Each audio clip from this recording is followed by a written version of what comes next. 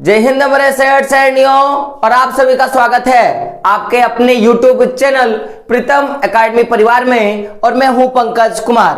तो बात करेंगे आज हम लोग एक बहुत ही इंपॉर्टेंट सा चैप्टर है और इस चैप्टर पे हम लोग बात करेंगे क्लास 12 पे। किस पे बात करेंगे?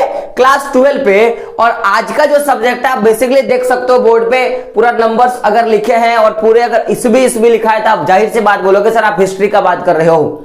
तो आज हम लोग बात करेंगे क्लास 12 के हिस्ट्री के सेशन पे बात करेंगे और इस वीडियो पे बहुत ही ज्यादा इंपॉर्टेंट होगा आपके लिए। कारण मैं बता दे रहा हूं क्योंकि इस बार का जो जैक बोर्ड का टर्म 2 का जो एग्जाम लेने वाला है उसमें एक इंपॉर्टेंट चैप्टर है जिससे क्वेश्चन आपको देखने के लिए बनता है। और ये चैप्टर ऐसा नहीं कि इस बार हर साल आपको इससे क्वेश्चन देखने के लिए मिलता है। और वो चैप्टर क्या है देख सकते हो मेरे दोस्तों, है ना, शासक और इतिवृत्ति। बात करेंगे मुगल दरबार के बारे में। किस पे बात करेंगे? मुगल दरबार के बारे में। यानी कि जो भी मुगल दरबार के शासक हुए और जो भी क्या हो गए इतिहासकार हुए, ऐसे लोग जो लोग क्या करते थे कि मुगल दरबार को जानने का काम करते थे और उसको लिखने का काम करते थे, इतिवृत्ति यानी कि घटनाओं पे बात करेंगे। यानी कि मुगल दरबार के शासक का और उनकी घटनाओं की जानकारी के बारे में हम लोग पूरा का पूरा बात करेंगे। और मैं आपको बता दूं कि इस चैप्टर से बहुत ही इंपॉर्टेंट है और ये चैप्टर कभी भी लाइफ में पीछा नहीं छोड़ेगा आपको। ये चैप्टर मुगल दरबार के बारे में अगर मैं बात किया जाए तो हर एक एग्जाम में, हर एक कंपटीशन में, हर जगह आप जाओगे आपको इससे क्या देखने के लिए मिलेगा? क्वेश्चन देखने के लिए मिलेगा। तो बहुत ही इंपॉर्टेंट है। तो सबसे पहली बात कि हम लोग पूरा का पूरा जो चैप्टर है इसमें अभी हम लोग केवल इंपॉर्टेंट क्वेश्चन आंसर पे बात करेंगे कि इस चैप्टर से कितने ऐसे इंपॉर्टेंट क्वेश्चन हैं जो आपको इस बार एग्जाम में पूछे जा सकते हैं। ऐसे में हिस्ट्री का लिया हूं और जो भी टर्म 2 में जितने भी हिस्ट्री के चैप्टर पूछे जाएंगे मैं सबका मैं बना दूंगा। साथ में 10 क्लास का भी बन जाएगा। तो जितने बच्चे अभी हमारे साथ जुड़े हैं और अगर उनको इंपॉर्टेंट क्वेश्चन आंसर करने हैं रिगार्डिंग एग्जाम के तरह से, क्योंकि अभी आपका स्मार्ट वर्क करने का टाइम है। अगर आप अभी स्मार्ट वर्क करते हो तभी आपका नंबर आएगा। तो केवल हम लोग इंपॉर्टेंट क्वेश्चन आंसर पे ही बातें करेंगे यानी VBA क्वेश्चन पे बात करेंगे। तो सबसे पहले हम लोग बात करेंगे प्रमुख तिथियां एवं घटनाओं के बारे में बात करेंगे। और अगर आप इसको पढ़ लेते हो कुल मिला के 32 ऐसी घटनाएं हैं पूरे इस चैप्टर में। 32 ऐसे हम लोग क्वेश्चन पे बात करेंगे जिसको आप याद करते हो तो आपको यहां से 2-4 नंबर क्या होंगे आपके पक्के हो जाएंगे और इससे आपको क्वेश्चन देखने के लिए मिलता है हर साल। तो सबसे पहले हम लोग क्वेश्चन को देखेंगे, लेकिन उससे पहले हम लोग वीडियो को शुरू करेंगे। उससे पहले जो लोग चैनल बने हैं क्या करें, चैनल को सब्सक्राइब कर लें और बेल का आइकन क्या करें जरूर प्रेस कर दे। तो बोला गया कि हो चुका आगाज रण का, युग बदलने की तैयारी, जीत उसी की होगी जिसकी संघर्ष से जारी। तो हमें क्या करना है? संघर्ष करना है और दिखा देना एग्जाम को कि तेरे भी खोपड़ी में हम लोग क्या करके आएंगे? छेद करके आएंगे। यानी कि जब तक तोड़ेंगे नहीं तब तक छोड़ेंगे नहीं। तो सबसे पहले बात करते हैं शासक मैंने आपको पता होगा राजा होता है, लेकिन इतिवृत्ति का क्या अर्थ होता है? तो मैं इस पे बात करता हूं। इतिवृत्ति क्वेश्चन आता है कि इतिवृत्ति से आप क्या समझते हैं? तो क्या बोलेंगे? मुगल दरबार के इतिहासकारों द्वारा मुगल साम्राज्य के बारे में लिखे गए विवरण को आधुनिक इतिहासकार ने क्या कहा? इसे इतिवृत्ति कहा है। तो मुगल कालीन दरबार की जितने भी घटनाएं हैं या जब भी कोई भी एक घटना को आप उठा के देख लो और उस घटना के बारे में उस समय के इतिहासकारों ने कुछ ना कुछ लिखा होगा। तो उस समय के इतिहासकारों ने जितने भी चीजों को लिखा तो आधुनिक युग के जितने भी इतिहासकार है यानी कि आज के जितने भी इतिहासकार है उन्होंने उसको किस चीज की संज्ञा दिया है? तो इतिवृत्ति की संज्ञा दिया है। क्या दिया है? इतिवृत्ति की क्या दिया है? संज्ञा दिया है। तो इतिवृत्त मतलब क्या होता है? तो अगर आप इस चैप्टर के रिकॉर्डिंग देखा जाए तो मुगल दरबार के इतिहासकारों द्वारा मुगल साम्राज्य के बारे में लिखे गए विवरण को आधुनिक इतिहासकारों ने क्या कहा है? इतिवृत्ति कहा है। तो ये तो पहला एक आपका क्वेश्चन बनेगा। दूसरा क्या बनेगा? मंगोली। क्या बनेगा? मंगोली। क्या? मंगोली, है ना, मंगोली। तो आप समझेंगे इसके बारे में हम लोग बात करते हैं। तो ये जो मंगोली होगा, आपने एक मोगली का नाम सुना होगा। क्या? मोगली। एक्चुअली क्या है? ये मोगली है, मोगली नहीं है। क्या है? मोगली। तो मोगली का आपने नाम सुना होगा। एक कार्टून आता है या मैं बोलूंगा कि एक जंगल में रहने वाला एक व्यक्ति जिसको भेड़ बकरियों ने पाला, उसको बड़ा किया। आपने ये पूरा का पूरा घटना या जंगल बुक करके अभी एक आया था तो उसमें आपने शायद देखा होगा। तो मोगली के हम लोग इसके बारे में बात करेंगे। तो देख सकते हो रडाई है ना, क्या रडाई किपलिंग है ना, कि जंगल बुक, कौन सा मैं बात कर रहा हूं, जंगल बुक के युवा नायक का नाम है क्या है, मोगली है। क्या है, जो भी युवा नायक है उसका नाम क्या है, मोगली है। यानी कि जंगल बुक ने, अगर आपने देखा होगा तो उसमें जो मैं बोलूंगा एक तरह का जो भी एक्टर है जिसने भी मोगली का किरदार निभाया है उसको क्या कहा, मोगली कहा गया है। अब आप पूछोगे सर तो इस चैप्टर से इसका क्या संबंध है, तो संभवतः ये जो मोगली शब्द है ये मुगल शब्द से व्युत्पन्न हुआ है, यानी कि मोगली जो है वो कहीं ना कहीं मुगल शब्द को क्या करता है, इंगित करता है, मुगल साम्राज्य को क्या करता है, इंगित करता है, ऐसा इतिहासकारों का मानना था। तो पूछा जाएगा कि मोगली किस फिल्म में काम किया था, तो आप क्या बोलोगे, जंगल बुक में किसने किया था, मैंने यहां पे नाम लिख दिया। तो ये तो दो क्वेश्चन जो आपको पूछे जाते हैं। अब हम लोग बात करेंगे कि कौन सा शासक कब शासन किया था, और कुछ हम लोग नए नए कानूनों के बारे में और कुछ व्यवस्थाओं के बारे में भी हम लोग चर्चा करेंगे। सबसे पहले समझिएगा कि आपको पता है कि बाबर का हम लोग बात करेंगे, तो बाबर जो है वो 1526 से लेकर 1530 तक शासन किया था। तो 1526 से लेकर कब तक, 1530 तक, तो बाबर का शासन था। तो पूछेगा कि बाबर का शासन कब तक था, तो क्या बोलोगे, 1526 से लेकर 1530 तक किसका शासन था, बाबर का शासन था। उसके बाद हम लोग बात करेंगे हुमायूं का शासन आया, किसका आया, हुमायूं का शासन आया। और हुमायूं ने 2 बार शासन किया, एक बार 1530 से लेकर 1540 के बीच में, और एक बार 1555 से लेकर 1556 के बीच में। तो हम लोगों ने बात किया बाबर के शासन के बारे में, हुमायूं के शासन के बारे में। अब बात करते हैं उसके बाद कौन आया, अकबर आया। और अकबर कब से आया, इसके बाद, यानी कि 1556 से लेकर 1605 तक किसका शासन था, तो अकबर का शासन था। अब अकबर के बाद कौन आता है, जहांगीर आता है। और जहांगीर का शासन 1605 से लेकर 1627 के बीच का जो शासन पीरियड होता है वो किसका होता है, तो आप देखोगे तो ये किसका होता है, हमारा जहांगीर बाबा का होता है। अब जहांगीर का हो गया। अब जहांगीर के बाद कौन आता है, शाहजहां आता है। तो 27 में जहांगीर की मृत्यु होती है या हट जाते हैं, और 27 के बाद कौन आता है, 1627 से लेके 1658 तक का जो शासन पीरियड होता है वो किसका होता है, शाहजहां का होता है। फिर 1658 से लेकर 1707 तक किसका होता है, औरंगजेब का शासन होता है। तो यहां तक पहले आप याद कीजिए। तो अगर बोलेंगे बाबर का शासन तो 1526 से लेकर 1530, हुमायूं का 1530 से 1540 और 55 और 56, ठीक है। उसके बाद किसका आ गया, जहांगीर का 1605 से लेकर कितना तक हो गया, 1627 तक। फिर आ गया शाहजहां, जिसका शासनकाल कितना हो गया, तो 1627 से लेकर 1658। औरंगजेब का 1658 से लेकर कितना हो गया, 1707। तो इतना तक का पूरा जो शासन व्यवस्था था ये बागडोर जो था इन लोगों के हाथों में था। अब यहां से कभी भी क्वेश्चन आएगा तो आप आराम से लिख सकते हो। क्वेश्चन आता है कि अकबर ने कितने से कितने तक का शासन किया, जहांगीर ने कब तक का किया, इस तरह का क्वेश्चन आपको देखने के लिए मिलता है। मतलब अब बात करेंगे तो आप पूछते हैं कि 3 प्रसिद्ध इतिवृत्ति, यानी कि मैंने क्या बोला कि ऐसे इतिहासकार जिन्होंने मुगल काल के बारे में सबसे पहला लिखा, और वर्तमान में जो भी इतिहासकार है उन्होंने उनके लिखे हुए चीजों को क्या कहा, इतिवृत्ति कहा। तो यानी कि इतिवृत्ति यानी कि उस समय जितने भी पुराने इतिहास के किताब थे, यानी कि ऐसे किताब जिनसे मुगल दरबार के बारे में और मुगल शासन व्यवस्था के बारे में हमें आज जानकारी मिलता है, ऐसे 3 किताबों के बारे में लिखने के लिए बोला है। तो पूछता है कि 3 इतिवृत्ति या 3 मुगल दरबारिक प्रसिद्ध किताबों के बारे में बात करें। और इससे हर साल आपको क्वेश्चन देखने के लिए मिलता है कि भाई ये अकबरनामा, शाहजहांनामा और आलमगीरनामा, यानी कि अकबरनामा अकबर के बारे में बताता है, शाहजहांनामा शाहजहां के बारे में बताता है, उसी तरह आलमगीरनामा जिनके बारे होगा उनके बारे में बताता है। तो हम लोग इसके बारे में भी देखेंगे कि भाई अकबरनामा को किसने लिखा, शाहजहांनामा को किसने लिखा है ना, आलमगीरनामा को किसने लिखा। तो पूछेगा कि प्रसिद्ध 3 इतिवृत्ति क्या है, तो अकबरनामा, शाहजहांनामा और आलमगीरनामा, ये सारे किताब है। क्या है, किताब है, इतना भी ध्यान रख लीजिएगा। तो यहां तक कोई दिक्कत नहीं होना चाहिए, आप समझिएगा। एक उस समय प्रसिद्ध था, क्या था, चगताई तुक। क्या था, चगताई तुक। ये क्या होता है, तो ये स्वयं को चंगेज खां सबसे बड़ा पुत्र का वंशज है। ये जो चंगताई तुग है, ये चंगताई तुग है, ये क्या था, ये स्वयं को, ये जो चंगताई तुग था, इसने क्या किया, इसने स्वयं को क्या बोला कि मैं चंगेज खान का, मैं किसका, चंगेज खान का मैं क्या हूं, सबसे बड़े पुत्र का मैं वंशज हूं, ऐसा ये लोग मानते हैं। क्या है, ऐसा ये लोग मानते हैं। तो पूछेगा कि चगताई तुंग क्या है, या ये किस वंश से संबंधित है, तो आप क्या बोलोगे, चंगेज खान से संबंधित है। तो यहां तक तो कोई दिक्कत नहीं। फिर देख सकते हो क्या आता है, राजम नामा। क्या है? राजम नामा। तो महाभारत का फारसी अनुवाद को क्या कहा गया? क्या बोला गया? राजम नामा। तो ये बहुत VBI इंपॉर्टेंट है, आप इसको जरूर याद कीजिएगा।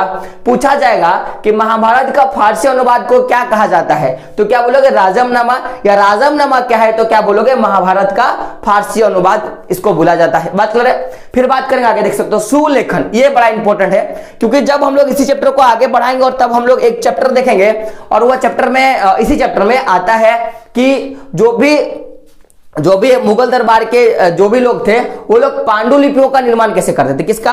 पांडुलिपियों का निर्माण कैसे करते थे, इस तरह का क्वेश्चन जो है पूछा जाता है। तो तब भी हम लोग देखेंगे कि पांडुलिपियों का जो निर्माण होता है उसमें एक सुलेखन कला, क्या मैं बात कर रहा हूं, एक सुलेखन कला बड़ा इंपॉर्टेंट होता है। तो सुलेखन के बारे में बात करेंगे। तो सुलेखन क्या होता है? हाथ से लिखने की जो कला होता है, इसे हम लोग क्या बोलते हैं? सुलेखन कला बोलते हैं। तो पूछा जाएगा सुलेखन कला किसे बोलेंगे, तो हाथ से लिखे हुए कला को क्या कहा गया? सुलेखन कला कहा गया।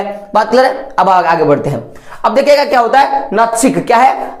नस्तलिक, क्या है? नस्तलिक है ना, इसका मतलब क्या होता है? तो यह सुलेखन की ऐसी विधि शैली है जो अकबर को बहुत पसंद था। इसी शैली को क्या कहा गया है? नत्सलिक कहा गया है। क्या कहा गया है? नत्सलिक कहा गया है।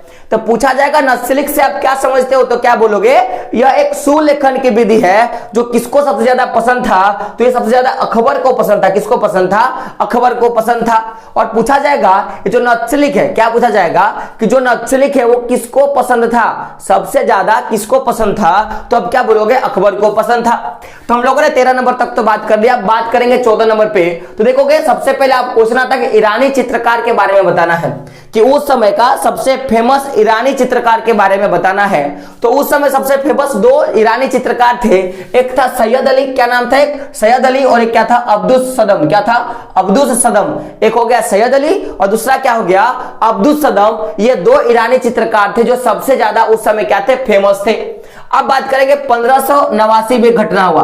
1589, सॉरी इसको आप 89 या 90 बोल सकते हो, हम लोग इसको 89 बोलते हैं, तो मैं वही लैंग्वेज यूज करूंगा, या 1589, ठीक है, हम लोग ऐसा भी हम लोग बोल सकते हैं, ठीक है।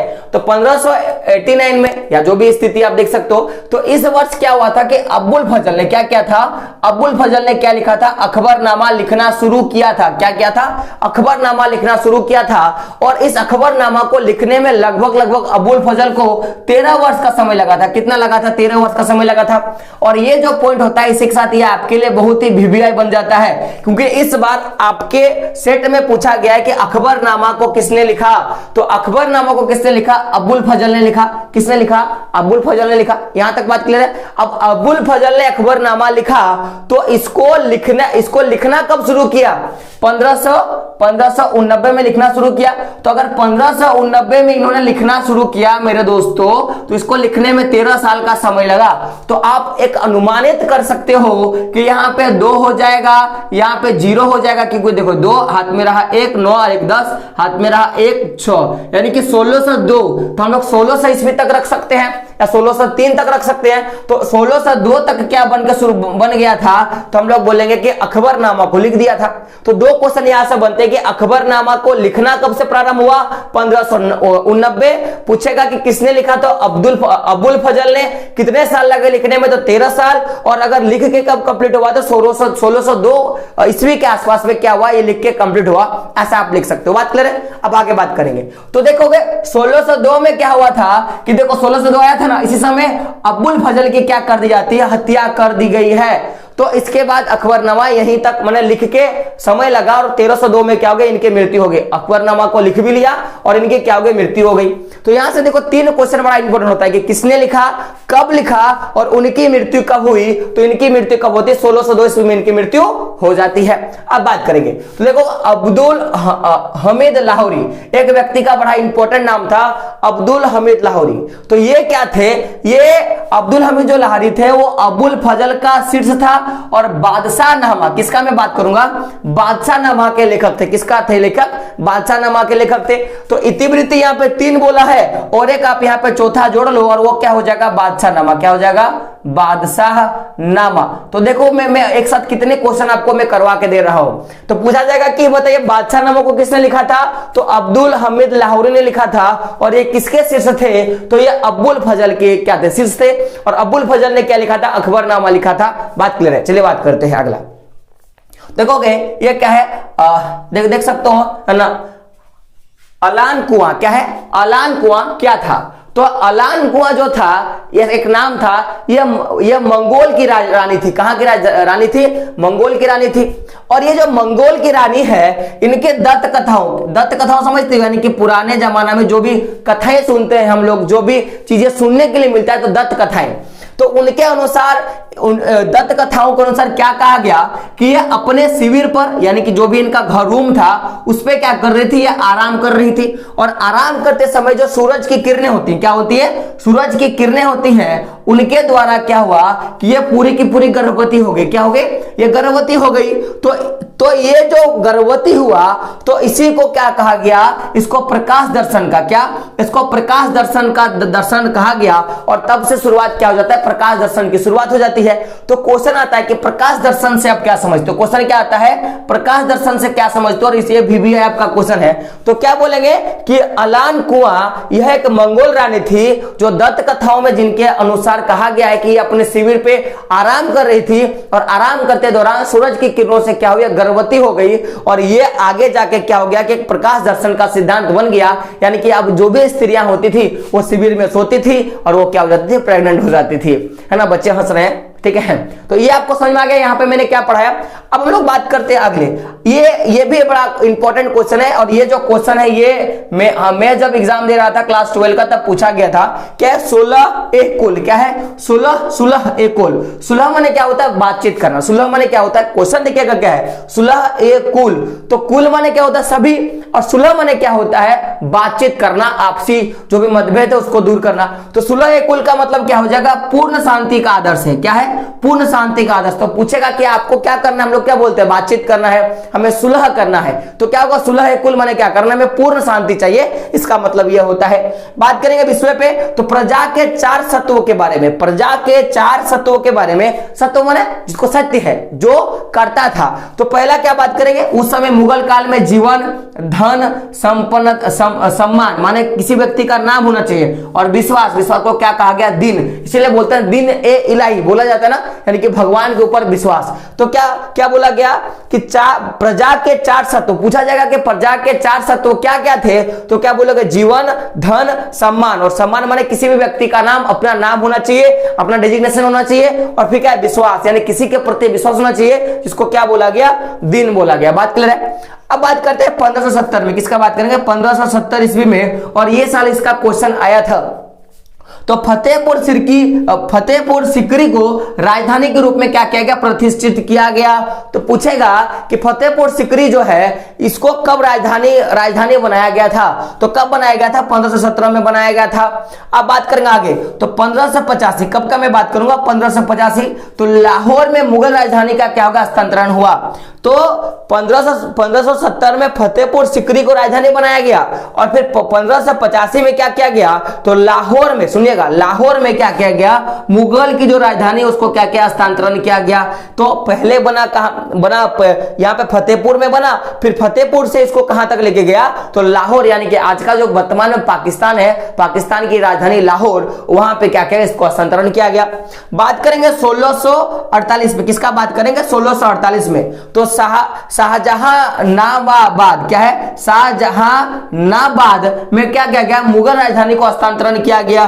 तो कब क्या गया, 1648 में। पूछेगा कि शाहजहानाबाद जो है उसमें मुगल राजधानी को कब हस्तांतरित किया गया, तो 1648 को क्या गया। अब बात करेंगे कॉर्निश, क्या है, कॉर्निश। तो क्या होता है, औपचारिक अभिवादन का एक विधि होता है। क्या होता है, औपचारिक अभिवादन का, यानी कि जैसे हम लोग प्रार्थना करते हैं, हाथ जोड़ के करते हैं। और हमारे सबके अलग अलग होते हैं, हम लोग हिंदू हैं, हम लोग हाथ जोड़ के करते हैं। तो उसी तरह सबका एक अपना अपना अभिवादन करने का तरीका होता है। तो ये अभिवादन का तरीका क्या है, कॉर्निश। तो पूछेगा कि कॉर्निश क्या है, तो क्या बोलोगे, एक औपचारिक अभिवादन की क्या है, एक विधि है। तो इसी तरह हम लोगों ने टोटल 24 क्वेश्चन पे बात किया। मुझे पता है थोड़ा लेंदी हुआ होगा, आप थोड़ा देख लो, इसको अच्छे से समझ लो, क्योंकि इससे क्वेश्चन आपको हर साल देखने के लिए मिलते हैं। और आप सेट भी उठा के देख लो, आपको क्वेश्चन देखने के लिए मिलता है। और आप इसको अगर जान भी जाओगे तो आपके लिए क्या होगा, बड़ा इंपॉर्टेंट होगा। तो इसके बाद मैंने क्या बोला, टोटल 32 क्वेश्चन है, तो 24 और 8 क्वेश्चन बाकी है। तो 8 कहां बचे, और कितने बचे, लगभग 8 4 12, यानी कि 8 क्वेश्चन और बचे हैं। तो अगला जो वीडियो आएगा उसमें मैं 8 क्वेश्चन के साथ और भी जो इंपॉर्टेंट क्वेश्चन है मैं उसको करवा दूंगा। तो लगभग 3 से 4 वीडियो आपका बनेगा इस चैप्टर के अंतर्गत। जो भी इंपॉर्टेंट क्वेश्चन है वो सारा का सारा मैं करवा दूंगा। तो वीडियो को लास्ट तक देखें, अंतिम तक देखें, क्योंकि जब तक आप पूरा नहीं देखोगे आपको समझ में नहीं आएगा।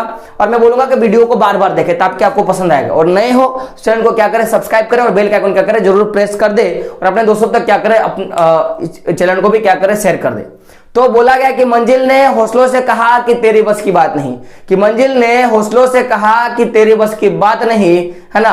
और हौसलों ने मंजिल की आंखों में आंखें डाल के बोला, चल झूठी तेरी इतनी औकात नहीं। और हमें औकात दिखा देना है कि हम भी तैयारी करके आए हैं और हम भी क्या करके जाएंगे, कलम तोड़ के लिख के जाएंगे। तो मिलते हैं अगले वीडियो में, तब तक के लिए जय हिंद, जय भारत और आपका दिन शुभ हो।